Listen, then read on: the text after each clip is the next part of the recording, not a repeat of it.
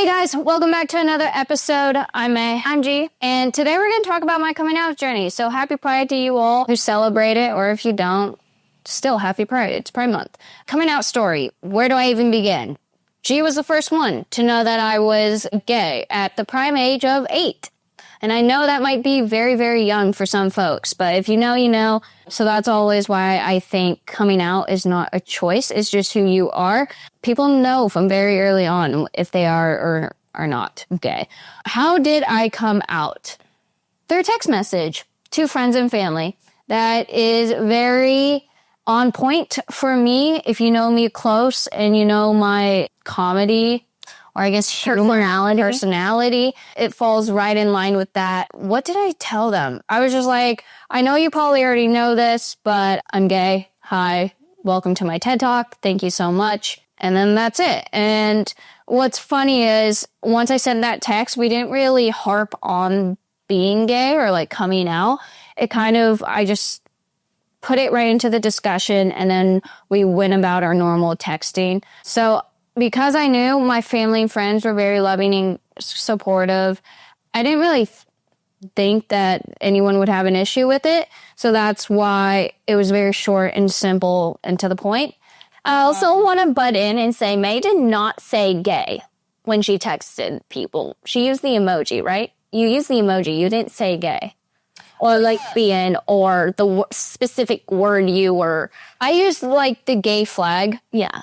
In place of the word gay, just because at that point in time in my life, I was not comfortable saying gay. I just wanted to say that too, because you said it the first round, and I was like, that's an important part of your journey. It was that when you came out, you were not 100% ready to put a label on it. Yeah, I made the decision that I was ready to come out to friends and family or close loved ones that I talk to regularly and hold dear to my heart, but I was still not comfortable saying it out loud. Yeah. And even though it was through text, I just didn't feel comfortable enough doing that. I thought that they would get the hint with the flag instead. So that's what I did and chose to do. But as time goes on, you know, in my journey, I have gotten able to be used to it and content with the word gay or lesbian or queer, however way you want to put it. But it took time.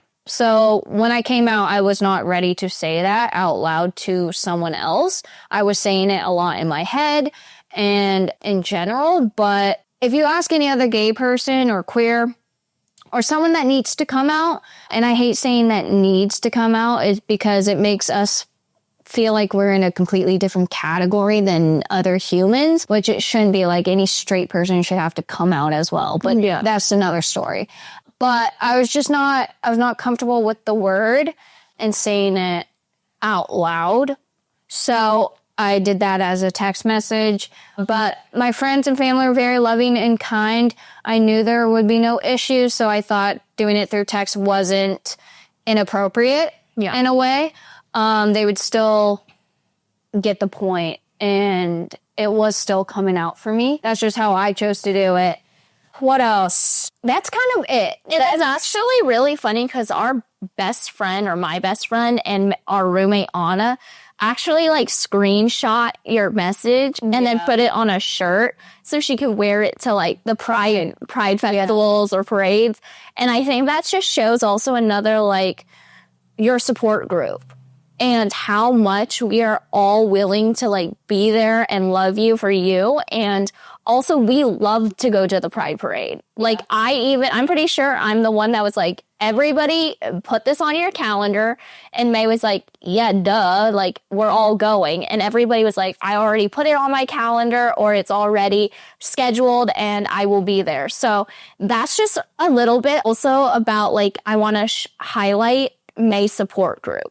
Yeah. And your community, because you're very fortunate to have like immediate family and friends that are supportive. Others can't say that. No, I agree. And if you are someone who is in that position where you've been disowned. All your friends left you. You have no one to talk to, or you feel like you have no one to talk to. I'm very sorry that you had to go through that. I know even just coming out is very hard to decide and figure out when to do it and who to do it with. And to be rejected like that is not fun. It cannot be fun. I know I haven't personally experienced it, so I don't know exactly how you feel.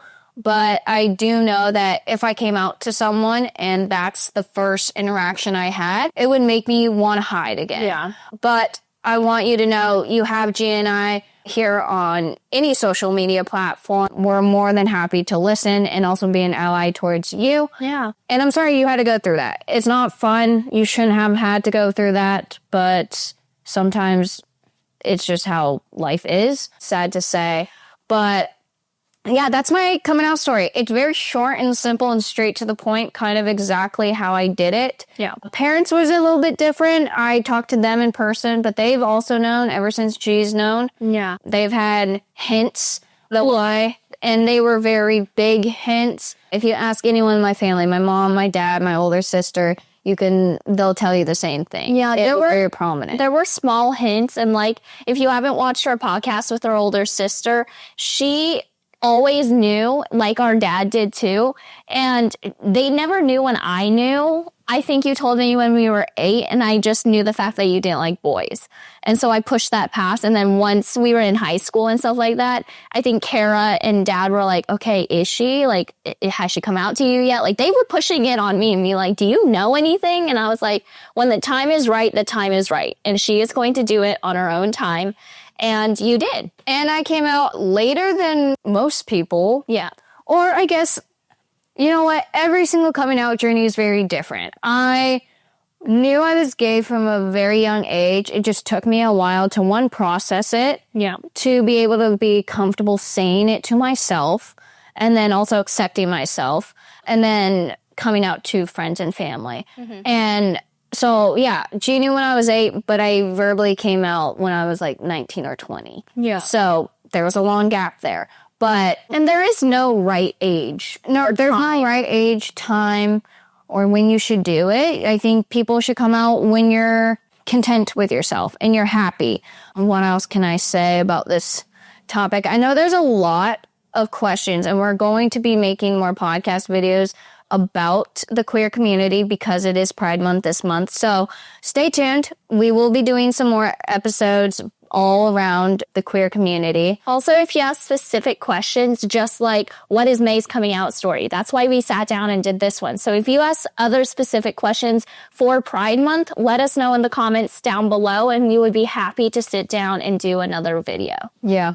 I also just want to put in there, you don't have to tell every single person in your family your coming out story. You don't. I didn't. I still have family members that do not know, or if they do know, they know because of the social media channels. They do not know because I have not told them personally. And that's just for personal reasons. I'm not going to get into that, but you do not need to tell anyone if you don't want to.